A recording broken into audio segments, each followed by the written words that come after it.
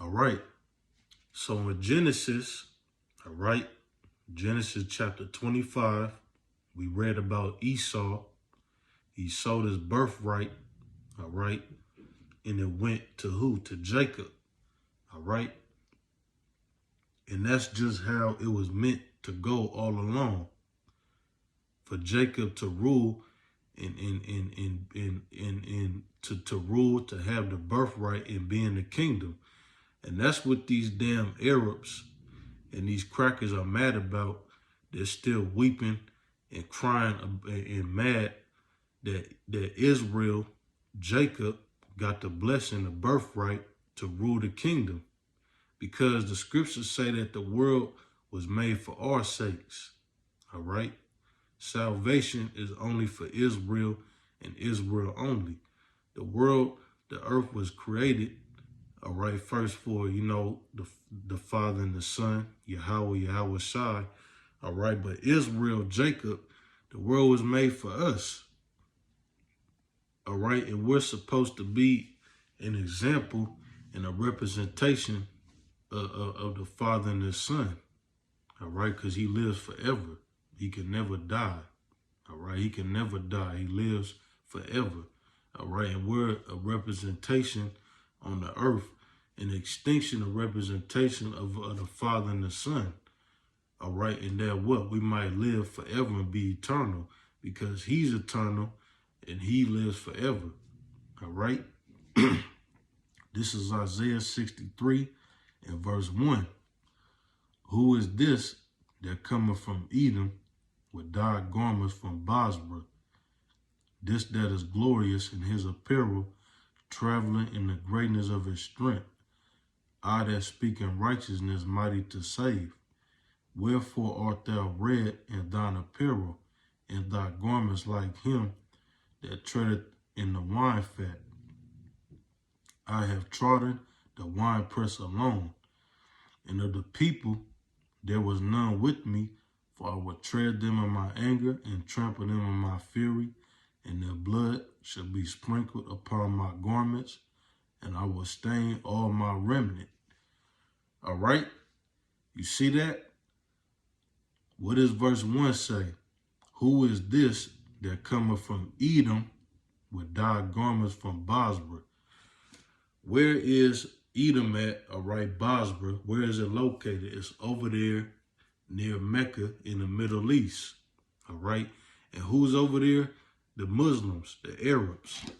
All right, the Saudis. All right, and what do? They pray to Allah and the false prophet Muhammad. They gather around and they bow down and pray to that Kaaba stone over there. All of that is going to get burnt up. When he comes back, he's going over there to the Middle East and he's going to run them out of Jerusalem. And all of those, the Arabs and all those heathens over there, all right, that's worshiping that Allah and all that nonsense, all right, they're going to get wiped out. Because they're over there portraying to be the people of the Lord, and they're not, all right? And they're all over there worshiping Allah, all right? Allah don't exist, all right? And they're over there worshiping Allah and who? The false prophet Muhammad. And they bow down to the Kaaba stone over there. That's why it says, who is this that coming from Edom with dyed garments from Bosra? He's going over there to the Middle East and he's going to burn them up and destroy them and put them to death and run them out of there. He's going to tread the winepress, all right? The 1/3 are going to get beamed up into the chariots through the four corners of the earth. And he's going to bring us, all right, the 1/3 from here in different parts of the earth back over there to Israel, to our homeland, all right? And all these nations, these heathens, they're going to cleave to the house of Jacob, to the house of Israel, all right? For what? For servants and handmaids, all right? And it says what? They shall take them captives whose captives they were, all right? And they shall rule over their oppressors, all right? Because in the kingdom, The heathens, all right, going into slavery. And if you think I'm lying, if you don't believe it, if you think it's a joke, it's a game, it's not going to happen, all right, you might as well get all that out your head, all right, because it's going to happen. And there's nothing you could do about it, all right? This is Revelation chapter 13 and verse 9 and 10. If any man have an ear, let him hear. He that leadeth into captivity shall go into captivity.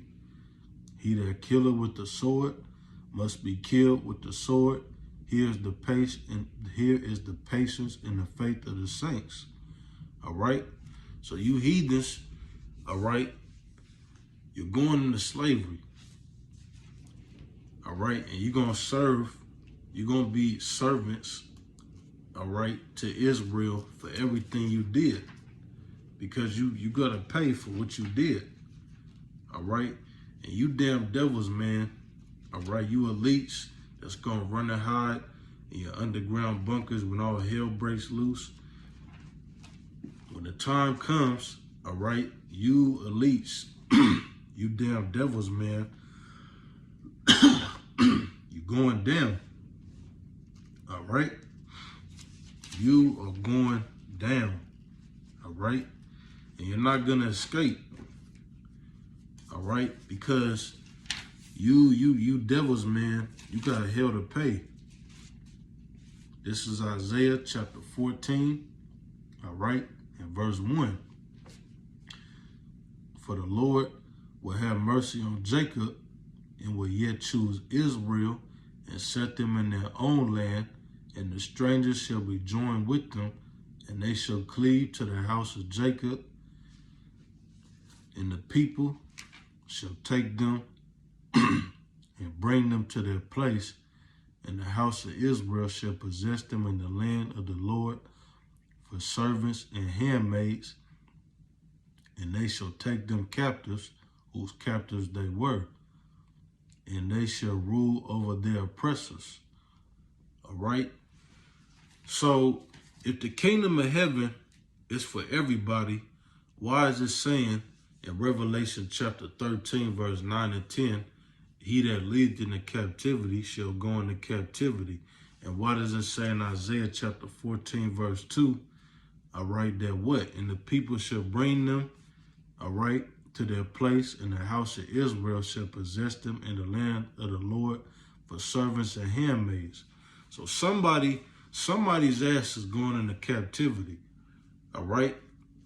Somebody is going to get 1,000-year ass whooping, all right? And it's going to be Esau along with these heathens.